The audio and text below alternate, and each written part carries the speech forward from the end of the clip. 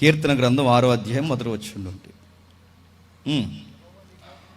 యెహోవా నీ కోపము చేత నన్ను గద్దింపకము, నీ ఉగ్రతతో నన్ను శిక్షింపకము.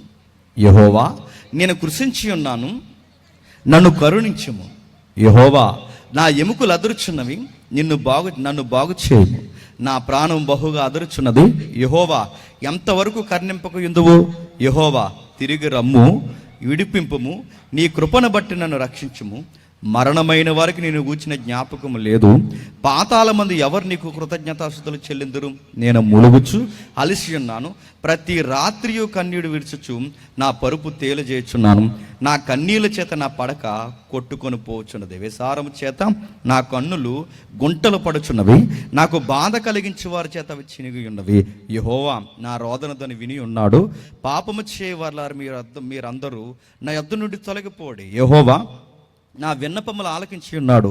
యెహోవా నా ప్రార్థన అంగీకరించును. నా శత్రులందరూ సిగ్గుపడి బహుగా అదురుచున్నారు. వారు ఆకస్మికంగా సిగ్గుపడి ఎనుకకు మల్లుతారు. నేను ఒక మాట్లాడుతున్నాను, చెప్పండి. తెలుగు అక్షరాలు తెలుసు కనుక చదువుకున్నాం, నిజాయితీగా ఒప్పుకుందాం. చదివింది మనకేమన్నా అర్థమైందా? మనకేం అర్థం లేదు. యెహోవా అనే పదం తప్ప ఇంకేమన్నా మనకు అర్థమైందా? ఏముంది ఆ కీర్తనలో? ఒక భక్తి ఉంది. ఏముంది వారి కీర్తనలో? విశ్వాసం ఉంది. ఈ కీర్తనలో ఏముందంటే ప్రార్థన ఉంది. అంటే ఇది కీర్తన కాదా? కాదు. ప్రార్థన కూడా. ఇది ప్రార్థన కాదు, ఇది కీర్తన కూడా. అంటే కీర్తనలో ముడిపడిన ఒక ప్రార్థన, ప్రార్థనతో ముడిపడిన ఒక కీర్తన, దీనికి ఒక సంగీతం. పాటలో ప్రార్థన ఉందట, ప్రార్థనలో పాట ఉందట, దీని వెనకాల ఒక చక్కటి సంగీతం ఉందట. ఎవరట ఈ సంగీతం ఇలా ఉండాలని దీనికి ట్యూన్ కట్టింది? ఎవరట? కింగ్ డేవిడ్ అట, దావీదు. ఏం చెప్తున్నాడు చూడండి. మ్యూజిక్ విషయంలో కూడా ఎంత పక్కా షరతులు పాటించాలో ఈ మ్యూజిక్ డైరెక్టర్ అయిన, లేదా ఒక మ్యూజిక్ డైరెక్టర్ ఈయన గైడ్ చేస్తున్నట్టు ఉంటుంది చూడండి. ఎలాంటి ఇన్స్ట్రుమెంట్స్ ప్లే చేయాలి, ఏ ట్యూన్ వాడాలి, దాని ట్యూన్ ఏ రేంజ్లో ఉండాలి, దాని శృతి ఏంటి. బైబిల్కి ఇన్ని లెక్కలున్నాయి. నువ్వు హిందీ సాంగ్స్ తెచ్చి తెలుగులో నువ్వు క్రైస్తవ సంగీతంలో కొట్టేస్తానంటే ఊరుకుంటారు అనుకుంటున్నావా? చాలామంది చేసే తప్పులు కదండి ఇవి. ఏ ట్యూన్ వాడుతున్నావు, ఏ ఇన్స్ట్రుమెంట్ ప్లే చేస్తున్నావు, ఆ స్కీ వాయిస్లు ఎందుకు పెడుతున్నావు, ఆ బ్యాక్గ్రౌండ్ గమకాలు ఏంటి, దాని అప్ అండ్ డౌన్స్ ఏంటి, ఆ ట్యూన్ ఏంటి, అది ఏ ట్యూన్కి సంబంధించింది, ఇవన్నీ బైబిల్ అడుగుతుందంటే అడిగింది. బైబిల్లో సుమారు 150 కీర్తనలు ఉంటే ఏ కీర్తన ఏ ట్యూన్ మీద పాడాలో కూడా బైబిల్ ఎవిడెన్స్ ఇచ్చింది. ఏమని పాడమంటుంది? ఆ చిన్న అక్షరాలు ఉన్నాయి చూడండి. ప్రధాన గాయకునికి అష్టమ శృతి మీద తంతి వాయిద్యములతో పాడదగిన ఇది దావీదు కీర్తన. వీళ్ళున్న గొప్పతనం ఏంటో తెలుసా? రైటర్ ఈయనే. వీళ్ళున్న గొప్పతనం ఏంటో తెలుసా? ట్యూన్ అయిందే. వీళ్ళున్న గొప్పతనం ఏంటో తెలుసా? ఏ ఇన్స్ట్రుమెంట్ ప్లే చేయాలో చెప్పేది కూడా ఈయనే. ఎవరికి చెప్తున్నాడు? కొయిర్ మాస్టర్ చెప్తున్నాడు. కొయిర్ మాస్టర్ అంటే ఎవరు? అక్కడెక్కడ సంబరాలు ఉంటారు ఆయన అనుకోకండి. కొయిర్ మాస్టర్ అంటే ఎవరు? కొయిర్ మాస్టర్ అంటే ఈ ప్రధాన గాయకుడు. అంటే మన దగ్గర కనబడదు కానీ మెయిన్ లైన్ చర్చెస్లో కానీ లేదా నేషనల్ ఈవెంట్స్లో కానీ ఒక కొయిర్ మాస్టర్ ఉంటారు. మీరు చూసారా? కొయిర్ మాస్టర్ అంటే ఏం చేస్తారంటే ఇలా 250 మంది నిలబడి, 300 మంది నిలబడి వాళ్ళ సాంగ్ పాడుతున్నప్పుడు ఒక ఆయన స్టిక్ పట్టుకుని ఉంటాడు చూసారా? ఇలా అంటుంటాడు, అప్ అండ్ డౌన్ చెప్తాడు ట్యూన్కి, ఇలా అంటుంటాడు చూసారా? ఇలా పాడమని. ఆయనకి పని పాటలాగా స్టిక్ ఊపుతున్నాడు అనుకోకండి. అందరూ ఒకే స్వరంతో, ఒకే భావంతో, ఏకస్వరంతో ప్రజల గుండెల్ని గుద్దేసేలాగా అందరినీ చక్కగా నడిపించే హెడ్ మాస్టర్ లాంటి వాడు క్వైర్ మాస్టర్. ఆయన చెబుతున్నాడు, ముందు నువ్వు జాగ్రత్త అని చెప్పాడు. నువ్వు జాగ్రత్త, పాడించే వాళ్ళతో జాగ్రత్త పాడచ్చు. మీకు నచ్చింది పాడేయకండి, మీకు నచ్చినట్టు పాడడానికి వీల్లేదు, ఎందుకంటే ఈ పాట మీద సర్వ హక్కులు నాకున్నాయి అంటున్నాడు ఆయన. ఇది దేవుని పాట, ఇది యెహోవా పాట. ఈ పాటను గురించి పాడుతున్నప్పుడు జాగ్రత్తగా పాడండి. ఎలా పాడాలట? అష్టమ శృతి మీద తంతి వాయిద్యములతో, చెప్పండి, పాడదగిన కీర్తన. ఏ ట్యూన్ మీద పాడాలట? అష్టమ శృతి. ఏ ఇన్స్ట్రుమెంట్ ప్లే చేయాలట? తంతి వాయిద్యం. తంతి వాయిద్యం అంటే ఈ ఈ ఈ పాటకి దానిలో ఉన్న భావం, బాధ తెలియాలంటే ఆ ట్యూనే ఉండాలి. ఈ మధ్యకాలంలో రిమిక్స్ చేస్తున్నారు. రిమిక్లు చేయండి, లేటెస్ట్ మ్యూజిక్ ఇవ్వండి, కానీ పెయిన్ ఒకటి ఉంటుంది ఆ రైటర్కి. స్టార్టింగ్లో రాసిన రైటర్కి ఓ నొప్పుతో రాస్తారు కదా పాట, ఆ నొప్పుని మీరు డ్యాన్స్లు వేసేలా చేయకండి.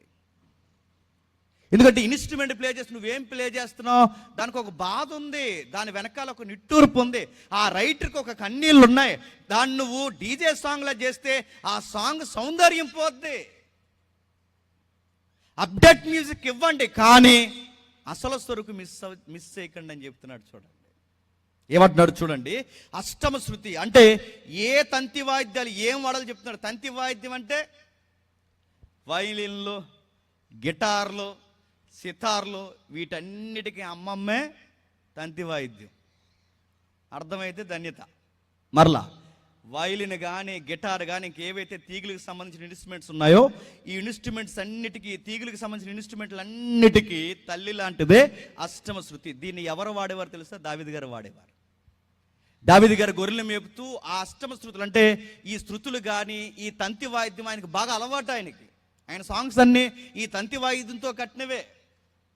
ఎలా ఉంటుందంటే మీరు నెట్లో చూడండి, తంతి వాయిద్యాన్ని ఇలా డీ షేపులు ఉండి ఇలా తీగులు ఉంటాయి, ఒక 10-15 తీగులు ఇలా స్ట్రైట్గా, దాన్నే తంతి వాయిద్యం అంటారు. దాని మీద సాంగ్ ప్లే చేయాలన్నమాట. అందుకే ఆయన అంటున్నాడు, ఏ ఐటెం ఉంటే ఐటెం కొట్టేయకండి. చాలామంది చేసే పొరపాటు ఏంటంటే ఏది అందుబాటులో ఉంటే అది ఇచ్చుకొట్టేస్తుంటారు. ఇంకా మరి లేదండి తబలతో నడిపించండి అంటారు. తబలతో నడిపించేసేది కాదయ్యా ఆ సాంగ్, అది దానికి ఒక పెయిన్ ఉంది. లేదు దీన్ని వైలిన్తో నడిపించండి అంటే ఇది వైలిన్తో కాదండి, ఇది ఒక ఉజ్జీవానికి సంబంధించింది, దీనికి తబలా బీట్ ఉండాలి. అందుకే ఏ సాంగ్కి ఏ ఇన్స్ట్రుమెంట్ ఉంటేనే ఆ సాంగ్కి జీవం ఉంటుందండి. ఏ సాంగ్కి ఏం వాడాలో తెలియాలి. పైగా దాని ట్యూన్ చెప్తున్నాడు చూడండి, అష్టమ శృతి మీద పాడాలి. అష్టమ శృతి అంటే మనకు సంగీతం కొంచెం అంతేం తెలియదు, కానీ కొన్ని తెలుసు మనకి. అష్టమ శృతి అంటే సహజంగా అందరికి తెలుసు. సరిగమలు తెలుసుగా, తెలుసా తెలీదా? సారీగమ అది తెలీదా? సరిగమలు బాగా సారీగమ ఈ లెక్కెడితే సుమారు 8 నోట్స్ వస్తాయి. వీళ్ళకి తెలుస్తుంది ఎన్ని? 7 నోట్స్ వస్తాయి. 7 నోట్స్ గమనించండి. 7 శృతులు వస్తాయి. స రి గ మ ప ద ని స. ఇవే సరిగమలు. ఈ సరిగమలు అంటే దీన్ని అంతా ఒక స్కేల్ అంటారు అనమాట. ఈ సరిగమలకి ఏ అక్షరంతో స్టార్ట్ అవుద్ది? మొదటి అక్షరం ఏంటి? సా. సా బాగా వినండి. సెకండ్ నోట్ స్టార్ట్ అవుతున్నప్పుడు అంటే రెండవ స్కేల్ స్టార్ట్ అవుతున్నప్పుడు సా ఇప్పుడు జనరల్గా స్టార్ట్ అవ్వదు. అంటే దీన్ని 8th నోట్ అంటారు. 8th నోట్ని ఏమంటారంటే అష్టమ శృతి అంటారు. అష్ట అంటే ఎంత? 8. 8వ నోట్లో సా అనేది మళ్ళీ హై నోట్లో రిపీట్ అవుద్ది. దా నోటి మీద పాడమంటున్నాడండి దావీదు గారు. సా వేరు, హై నోట్లో పాడే సా వేరు. అంటే ఈయన పాట ఎలా పాడమంటున్నాడంటే ఇది నేను బాధతో రాసుకున్న పాట, ఇది బిగ్గరగా పాడండి, హై నోట్లో పాడండి, అష్టమ శృతి మీద పాడండి. మీరు ఎలా పడితే అలా పాడకండి. ఈ ఇన్స్ట్రుమెంటే ప్లే చేయండి, ఈ ట్యూన్ మీదే పాడండి. దాని యొక్క శృతి ఎలా ఉండాలంటే అష్టమ శృతికి సంబంధించిందై ఉండాలి. ఎందుకంటే నేను బాధపడి రాశాను, నిట్టూరు పిడిచి రాశాను.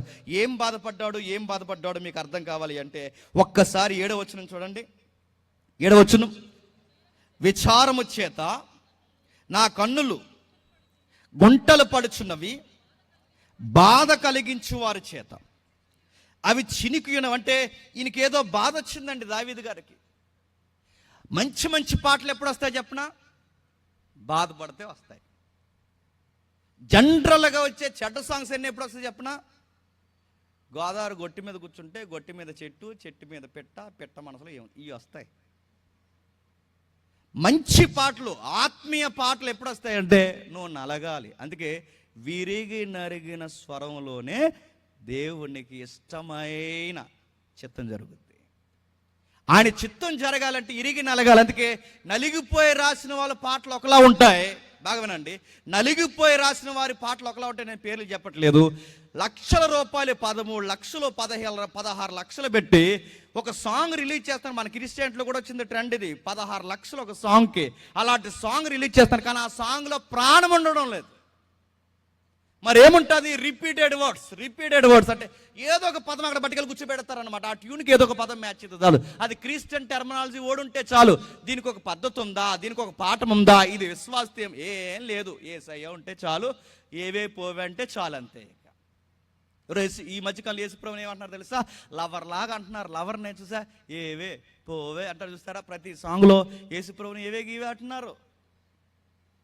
ఇలాగైపోయింది. ఏంటంటే నడుతున్నాను, భక్తి లేనోడు, వైరాగ్యం లేనోడు, నలగలేనోడు కీబోర్డుల మీద కూర్చుని పాటలు రాస్తే ఇలాగే ఏడుస్తాయి. రాజాబాబు గారిని సంఘం అపార్థం చేసుకుని బయటికి గెంటేస్తే ఆ గెంటి వేయబడిన సమయంలో రాజాబాబు గారి యొక్క సాంగులు క్రైస్తవ సభలను ఉద్యమంలోకి నడిపించాయి. ఇంట్లో ఉన్నవారు అపార్థం చేసుకుని కనీసం అన్నం పెట్టలేని టైంలో పురుషోత్తం చౌదరి గారి పాటలు రాస్తే ఆంధ్ర క్రైస్తవ కీర్తనలకి ఎవర్ గ్రీన్ సాంగ్స్కి ఈ రోజుకి నిలబడిపోయి. అంటే నలగాలి, ఎరగాలి. వాళ్ళు రాసిన పాటల్లో భక్తి ఉంటుంది. ముఖ్యంగా వాళ్ళు ఎవరి దగ్గర నలిగిపోవాలంటే దేవుళ్ళో భక్తిలో నలిగిపోవాలి. దేవుళ్ళో వారు ఏసారిపోవాలి. వాళ్ళే రాయగలరు బాగా. అందుకే దావీదు కీర్తనలు అన్నీ చూడండి, ఏదో ఫైట్ చేస్తూనే పాట రాశాడు ఆయన. ఎవరొకరితో ఏదో ఒక తెలియని ఆత్మీయ యుద్ధం, భౌతిక యుద్ధం చేస్తూనే ఆయన పాట రాశాడు. అందుకే ఆయన పాటల్లో ఒక బాధ ఉంటుంది, తెలియని బాధ.